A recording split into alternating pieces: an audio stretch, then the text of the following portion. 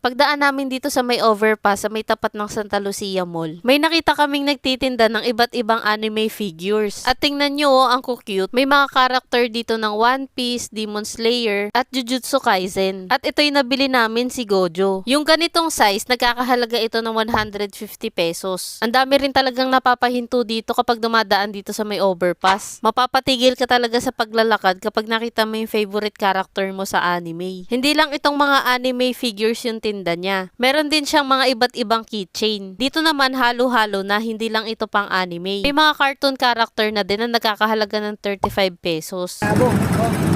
Lucy, kapatid. Bakit ba?